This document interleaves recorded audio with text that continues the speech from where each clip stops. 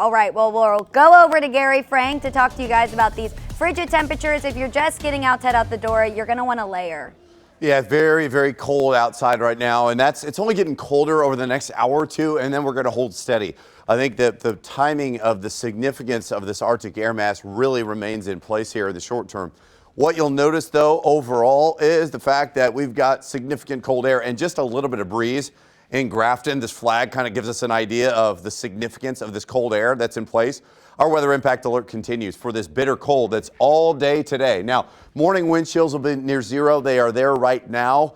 You're going to feel this throughout most of the next several hours. It's very cold. Not much of a change is in store for us today. Current temperatures, we've come down to about 16 in O'Fallon, Alton, 21 in Oakville. That's the difference. There were a couple of really cold spots because it was calm. We had fresh snowpack and not this Arctic air mass yesterday. But now look at the little bit of wind. 1 in Edwardsville, 6 in Forest Park. It doesn't matter where you look. We have a wind chill around 5 degrees or less.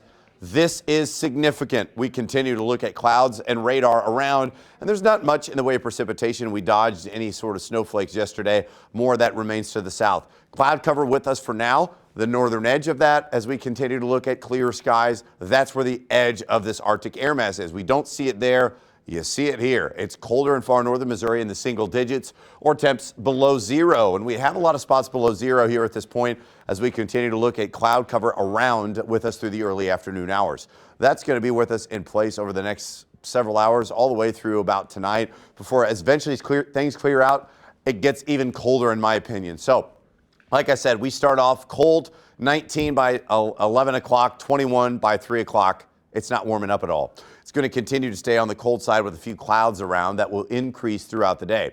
Now, our high temperatures, they have just been updated to be 31 degrees. I didn't want to show you it was 30 before, but that means the official almanac has gone in. But I show you this.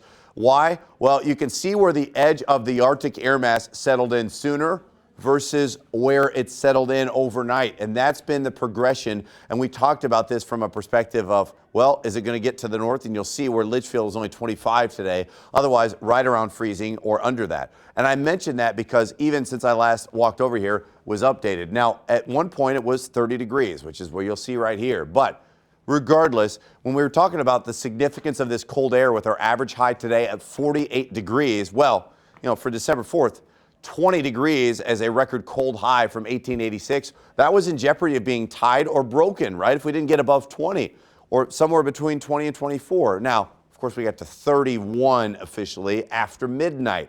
And that's why I mentioned that. At one point, we were 6. Now we're going to be about 8, 9, or 10 in terms of the top 10 coldest high temperatures that we've ever had in December 4th. So that's the difference there, and that has been updated. But like I said, our average high is 48 degrees. That's the significance of this cold air. So as we show you what's going on the next 7 to 10 days, let's focus on the next 7 first because that's our weather impact alert. Like I said, we're only going to rebound this afternoon to 21 degrees. So afternoon's usually the warmest time as we expect.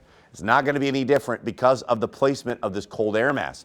Now, as it exits pretty quickly, you'll notice it's 11 overnight. So why are we not under weather impact alert then? Well, let's focus on that because what you'll notice is our futurecast temperatures to start off tomorrow morning are somewhere between 2, 3, 4 degrees all the way up to about 10 to 15, depending on where you are from north to south. You'll see the edge of that really cold air mass. That's in place for us here. That is significant, right? That's the main story. Now, the positive news for me is it's 39 in the afternoon, right? So it's not like, hey, we're dealing with this at a consistent basis. We had this for another 24 hours or so, and then things improve. We'll see that on the weekend, and you'll notice our overnight lows are closer to the freezing mark. That's an improvement, and that does make a difference. And I know we're not going too high. We're going to be sandwiched in between two fronts, which eventually that one wins out on Sunday with another light burst of cold air with temps in the mid-30s. But I want to show you next Tuesday and Wednesday, and let's go into that in more in depth here, because as we get through the weekend, yeah, there's a little bit of a dip Sunday into Monday, temps in the low 30s. But watch next week. We have temperatures that are going to warm up into the mid-40s, stay in the mid-40s overnight with a slight chance for rain.